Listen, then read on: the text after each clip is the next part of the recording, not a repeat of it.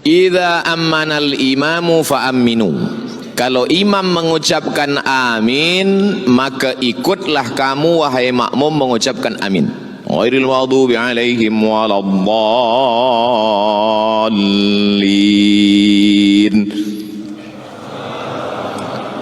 Tak boleh, imam belum. Ini itu mesti paham hadis. Idza amanal imam, imam dulu kata amin, baru makmum boleh amin. Boleh. Okey, kita ulang balik. Untung tak dalam sembahyang.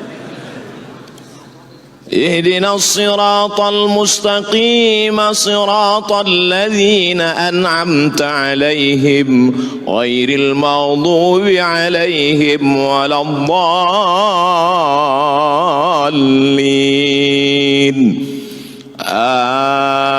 Amin. Itu baru betul. Idza ammanal imam fa'aminu. Kalau imam sudah mengatakan amin, barulah makmum ikut mengatakan amin. Man wafaqa ta'minahu, siapa yang lafaz amin dia bersesuaian sejalan dengan lafaz amin malaikat, ghufira lahu ma taqaddama min dzambih, maka diampunkan segala dosa-dosa dia yang telah lalu. Itu hanya diperolehi oleh orang yang solat berjamaah di masjid. Itu rahasia yang pertama. Sekarang banyak makmum ni dua salah dia. Yang pertama, dia tidak ikut imam, dia mendahului imam. Ghairil maghdubi alaihim waladdallin. Ini namanya makmum Valentino Rossi. Dia nak cepat aja. Yang kedua, dia tak ikut bersama makmum lain. Ghairil maghdubi alaihim waladdallin. Amin. Dia diam aja. Amin gitu dia. Macam belum makan. Manakala selesai sembahyang, kita tanya kawan kita, tadi imam cakap amin, semua jawab amin, awak kenapa diam? Orang dah ramai dah. Oh, tidak begitu. Bukan kerana suara orang sudah amin. Ketika umat Islam mengatakan amin, yang paling dibenci orang kafir adalah mendengarkan lafaz amin. Orang beriman sedemikian ramai mengatakan amin. Panjang alifnya, panjang ya. Amin. Artinya istajib. Ya Allah, kabulkanlah ya Allah. Ihdinas siratal mustaqim, tunjukkan kami jalan yang lurus. Siratal ladzina an'amta 'alaihim, jalan yang pernah kau berikan kepada mereka 4 orang. Minan nabiyyin, nabi-nabi, was-siddiqin, orang yang benar jujur amanah, wasyuhada, orang yang mati syahid, was-salihin. Ghairil maghdubi 'alaihim, bukan jalan orang Yahudi, waladdallin, bukan jalan orang Nasrani. Maka seketika itu semua orang berkatakan amin, bergoncang tiang aras, bangkit kemarahan orang kafir, menang orang beriman. Maka yang selama ini lemah, yang selama ini tak kuat mengatakan amin, selepas ini katakanlah amin. Adapun lafaz yang tak betul salah. Waladdallin. Amin. Amin, percayalah. Amin, percayalah. Amin, jujur. Maka Nabi Muhammad itu bergelar Al-Amin, jujur. Amin, percayalah. Amin, jujur. Amin, amankanlah. Amin, amankanlah. Yang betul yang keempat, amin, kabulkanlah ya Allah. Kita tak tahu entah dari mulut yang mana doa itu menembus pintu-pintu langit dikabulkan Allah Subhanahu wa taala. Mungkin mulut kita tak dikabulkan Allah sebab banyak makan riba, sebab banyak caci maki, hamun, sumpah serapah, sebab banyak ribah, menceritakan aib orang lain. Tapi ada dia yang bukan ustaz, yang bukan profesor, yang bukan doktor. Sebab saya baru dapat semalam. Tapi rupanya hati dia bersih, dia selamat daripada riak. Hati dia bersih, tak ada hasad, tak ada dendam, tak ada takbur. Dia manusia biasa, dia tidak popular, dia tak ada akaun di youtube.com. Dia tak ada follower di Instagram, tapi hati dia tulus ikhlas. Mungkin sebab mulut dia itulah doa kita dikabulkan Allah. Dia hanya berkata amin. 1000 orang solat, yang 99 satu pun tak dikabulkan, tapi sebab yang satu orang ini, maka kita sentiasa merasa. Makanya doa solat istisqa minta hujan, tak ada istisqa bersendirian, istisqa berjamaah. Sebab apa? Bila turun hujan, orang tidak menyangka sebab doa sayalah hujan itu turun. Saya sampai hari ini belum pernah jadi imam istisqa. Walaupun beberapa kali jerbu, mereka minta saya tak nak jadi imam. Sebab saya takut bila hujan tak turun, makmum salahkan imam.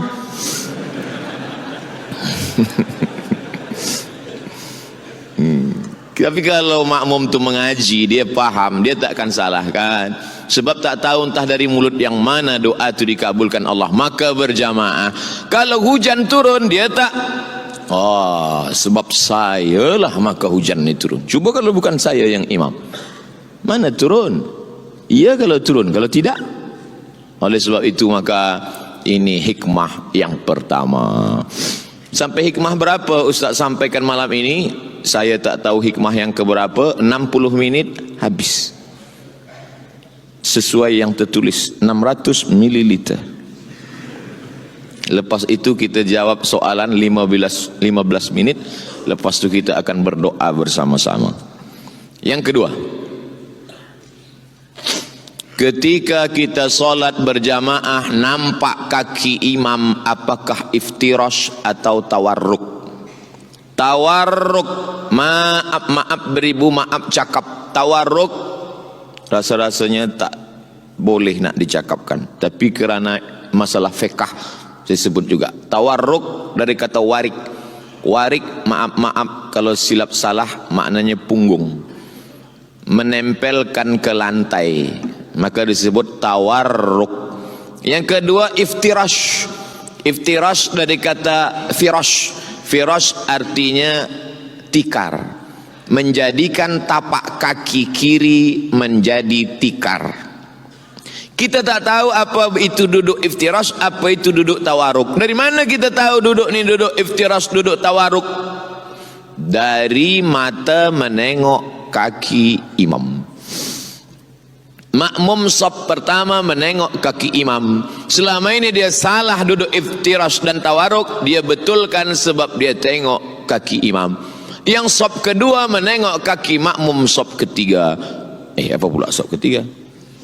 Saf kedua menengok kaki makmum saf pertama. Saf ketiga menengok kaki makmum saf kedua. Begitulah terus menerus. Maknanya apa? Dalam solat berjamaah tidak hanya tentang masalah doa amin, tapi juga belajar gerak-gerak solat. Sebab hadis Nabi hanya bercerita tentang kalimat, tapi bagaimana praktiknya nampak mata dari Nabi. Nabi sembahyang ditengok sahabat, sahabat sembahyang dilihat tabi'in, tabi'in sembahyang dilihat tabi'in, tabi'in salat dilihat tabi'in, tabi'in salat dilihat imam mazhab salat dilihat muridnya, sampailah kepada guru-guru kita, sampailah kita sekarang. Mustahil orang yang solat berjamaah itu letak kakinya salah, kerana dia tasalsul birriwayat bisanad, dia tengok dengan kedua matanya sampai kepada Nabi Muhammad sallallahu alaihi. Maka tak boleh orang masuk Islam. Dari mana awak belajar solat masuk Islam? Saya beli buku tuntunan solat, saya baca sendiri, saya solat sendiri. Salah. Jangankan geraknya, jangankan angkat tangannya, jangankan letak tangannya, jangankan duduk tasyahudnya, jangankan gerak tangannya, bacaannya pun pasti salah. Manakala dia buka Quran, dia tengok tulisan alif lam mim, alif lam mim, tulisan sama, bunyi beza. Alif lam mim dibaca alam nasrah, alif lam mim tidak dibaca alam, alif lam mim. Dari mana dia tahu beza alif lam mim dengan alam nasrah? Dari telinga mendengar imam. Oleh sebab itu mendengar bacaan imam, alhamdulillahi rabbil alamin, ha, ra, Di situ banyak orang salah. Dipegang dada, tak bergetar dia, itu huruf ha. Tapi kalau dia bergetar, alhamdulillahi lillahi hi. Dipegang dada, bergetar, ha besar. Kalau tak bergetar, ha kecil. Kalau sedang mengajar, gosok gigi dulu. Kita khawatir dua kemungkinan, kalau tak imam pingsan, makmum mati. Sebab itu maka ini adalah belajar. Maka orang yang niat salat berjamaah ke masjid, niat belajar. Man kharaja fi talabil ilmi, siapa yang keluar rumah dengan niat menuntut ilmu, fahuwa fi sabilillah, maka dia sama seperti orang yang berjihad fi sabilillah hatta yarji'a, sampai dia pulang ke rumah. Jihad. Subuh jihad, zuhur jihad, asar jihad, maghrib jihad, isya jihad, malam jihad. Tak betul. Mana aku pernah pergi jihad ke Rohingya? Aku tak pernah pergi jihad ke Uighur. Aku tak pernah pergi jihad ke Palestin. Kenapa dapat pahala jihad? Sebab niat dia ke masjid bukan hanya solat berjamaah, tapi niatnya adalah belajar solat. Nabi, di bawah Nabi, sahabat, di bawah sahabat, tabi'in. Tabi'in tak berjumpa dengan Nabi. Kalau ada tabi'in berjumpa dengan Nabi, namanya sahabat. Datanglah tabi'in berjumpa dengan sahabat. Nama sahabat ini adalah Khabbab ibnul Arth. Khabbab ibnul Arth. Ya Khabbab, ya, engkau pernah sembahyang bersama Nabi? Ya, saya sahabat Nabi, ikut perang dengan Nabi, salat di Masjid Nabawi bersama Nabi. Oh, kata tabi'in, Nabi itu kalau salat mulutnya bergerak atau diam? Salat zuhur, salat asar, salat yang tak berbunyi. Kata tabi'in, sahabat Khabbab ibnul Arth menjawab, Nabi kalau salat mulutnya bergerak. Dari mana engkau tahu? Dari mana engkau tahu bahwa Nabi kalau salat itu mulutnya bergerak? Kata Khabbab, bittirabi lihyatih, aku tahu mulut Nabi bergerak sebab janggutnya bergoyang. Bismillahirrahmanirrahim. Sebab tidak mungkin janggut bergoyang kecuali ada angin kencang. Tapi rasa-rasanya di Masjid Amirah Hajjah Maryam tak mungkin janggut bergoyang sebab tak ada kipas angin.